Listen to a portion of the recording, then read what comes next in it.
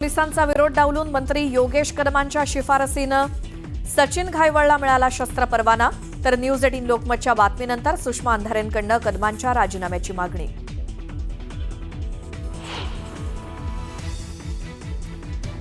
पंतप्रधान नरेंद्र मोदींच्या हस्ते नवी मुंबई विमानतळाच्या पहिल्या टप्प्याचं उद्घाटन, तर मुंबई मेट्रो 3च्या दुसऱ्या टप्प्याचं लोकार्पण. मुंबईकरांचा प्रवास सुखकर होणार.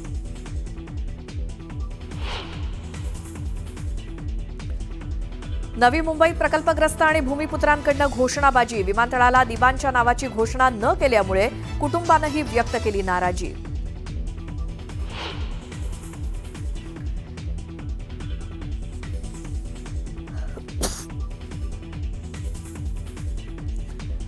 काँग्रेसमुळे भारतात दहशतवाद फोफावला. काँग्रेसनं एका देशाच्या दबावामुळे पाकिस्तानवरती हल्ला टाळला. मोदींचा घणाघात.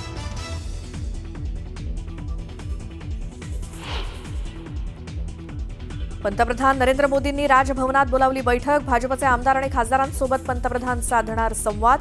निवडणुकीच्या पार्श्वभूमीवर बैठकीला महत्त्व.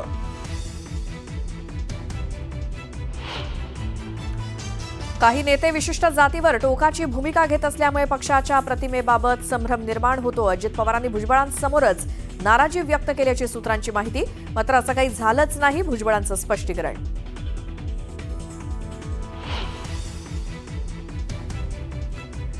अपघातग्रस्त कुटुंबियांकडून 19 लाखांची मागणी. गौतमी पाटीलचा दावा, तर चंद्रकांत दादांच्या विधानामुळे मी नाराज.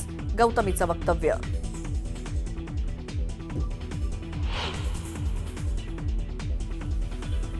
नागराज मंजुळेंच्या झुंड या चित्रपटामध्ये काम केलेल्या बाबू छत्रीची निर्घृण हत्या.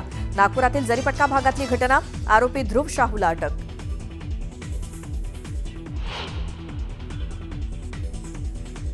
उंच इमारतीवरनं वीट डोक्यात पडून 22 वर्षीय तरुणीचा मृत्यू. जोगेश्वरीच्या मजासवाडीतली धक्कादायक घटना. पोलिसांकडून घटनेचा तपास सुरू.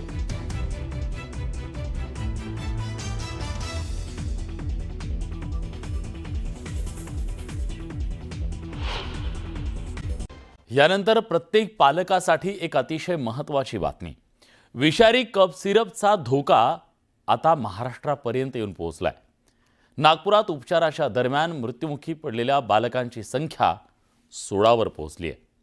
मध्य प्रदेशातल्या बालकांवर नागपुरात उपचार सुरू होते, तर पिंपरीत रेस्पिरेफ्रेश हे TR या औषधाचा साठा जप्त केला गेलाय.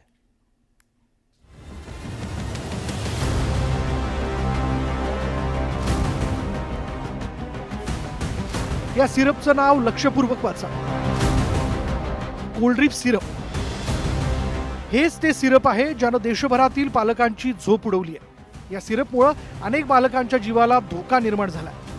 विषारी कप सिरपमुळे देशभरात भीतीचं वातावरण निर्माण झालंय.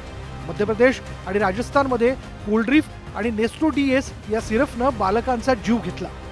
मध्य प्रदेशमध्ये आतापर्यंत 20 बालकांचा विषारी सिरपमुळे मृत्यू झाला. मध्य प्रदेशच्या छिंदवाडा जिल्ह्यात विषारी सिरपनं चिमुकल्यांचा बळी घेतला. सर्व वरिष्ठ अधिकाऱ्यांची बैठक घेतली, पण हा कंट्रोल करण्याचा जो याच्या बाबतीचे सर्व निर्देश राज्य सरकारना आणि राज्य सरकारच्या ड्रग कंट्रोल विभागाला, ड्रग जो विभाग आहे त्यांच्या सगळ्या सचिवांना मंत्र्यांना दिले आहेत. मध्य प्रदेश आणि राजस्थानमध्ये कोल्ड्रिप सिरपमुळे बालकांचा मृत्यू झाल्यानंतर केंद्र सरकारनं महाराष्ट्रात अन्न आणि औषध प्रशासनानं 2 घातक कप सिरपवर प्रतिबंध घातले. त्यात रिलीफ सिरप आणि रेस्पिफ्रेश TR या 2 सिरपचा समावेश आहे. या सिरपचा कराडमधील साठा जप्त करण्यात आला.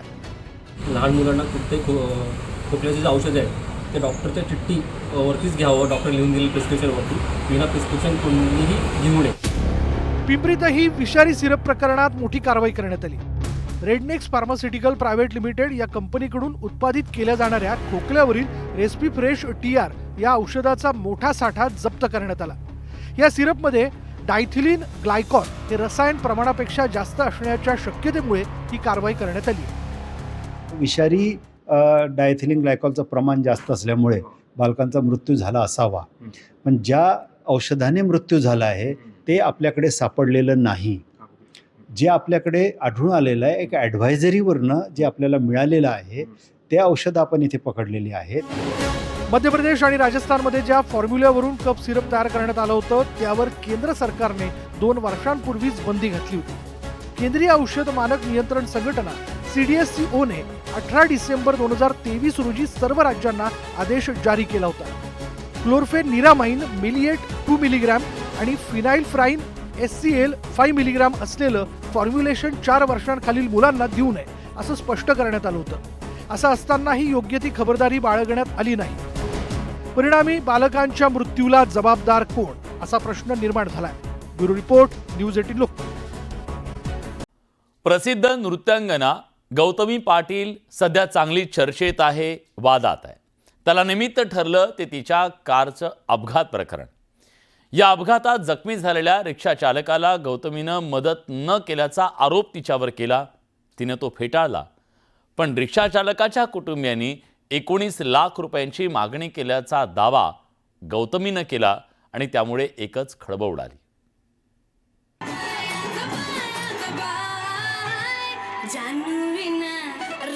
फटके डान्स स्टेप्स आणि दिलखेचक अदांनी अवघ्या महाराष्ट्राला आपल्या तालावर नाचवणारी नृत्यांगना म्हणजे गौतमी पाटील.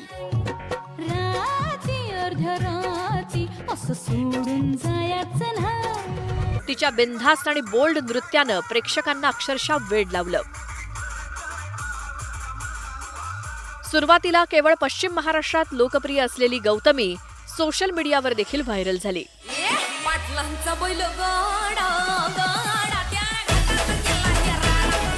आणि राज्यभरात तिचा चाहता वर्ग निर्माण झाला. राज्यभरातील प्रेक्षकांच्या हृदयाचा ठोका चुकवणारी गौतमी सध्या वेगळ्याच वादात अडकली आहे. मी काय त्यात दोषी नाहीये हे पोलिसांनीही सांगितलंय. कोण काय म्हणतंय आता मी लक्ष देत नाही. उलट मी म्हणाल अजून ट्रोल करा. गौतमीवर इतकी टीका का होतीये बघूया. गेल्या आठवड्यात 30 सप्टेंबरच्या रात्री वडगाव बुद्रुक परिसरात एका रिक्षाला भरधाव कारनं धडक दिली. या अपघातात रिक्षा चालक सामाजी मरगळे गंभीर जखमी झाले. कार चालक मात्र मदतीसाठी न थांबता तसाच पळून गेला. नंतर ती कारही तिथून हटवण्यात आली. रिक्षा चालक मरगळे यांना बराच वेळ मदत मिळाली नाही. स्थानिकांनी त्यांना रुग्णालयात दाखल केलं. त्यानंतर पोलिसांनी केलेल्या तपासात धडक देणारी कार गौतमी पाटीलच्या नावावर असल्याचं समोर आलं. रिक्षा चालकाच्या नातेवाईकांनी गौतमीच्या अटकेची मागणी लावून धरली. रिक्षा चालकाला मदत न केल्यामुळे गौतमीला ट्रोल केलं जातंय. दरम्यान अपघाताच्या वेळी गौतमी या कारमध्ये नसल्याचं तपासात समोर आलं. कार माझी होती पण मी त्यात नव्हते हे मी अगोदरही सांगितलंय. पोलिसांनी अगदी स्पष्ट सांगितलंय. CCTV कॅमेरे चेक केलेत, सगळं चेक केलंय. मी त्या गाडीत नव्हते तरीही मला दोषी ठरवलं जातंय. तर मी आता ह्या गोष्टीकडे लक्ष देणार नाही. अपघाताच्या 8 दिवसांनंतर गौतमीनं मौन सोडलं. पीडित कुटुंबाला आपण मदत दिली होती पण ती त्यांनी नाकारल्याचा दावा तिनं केला. मदतीचा हात पुढे केला नव्हता असं म्हणतायत का ते? मला ही गोष्ट माहित नाही. माझ्याकडे प्रूफ पण आहेत, सगळं आहे. काय ते ज्यावेळेस वेळ येईल त्यावेळेस मी दाखवल. पण मी मदतीचा हात पुढे केला होता.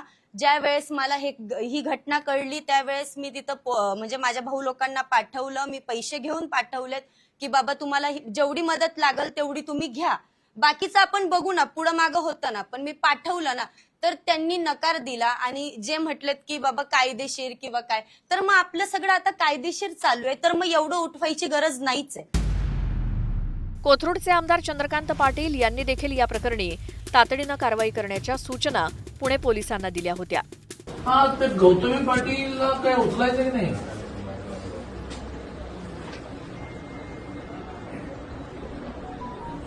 अरे हो, पण ती गाडी कोणाची तरी आहे की नाही?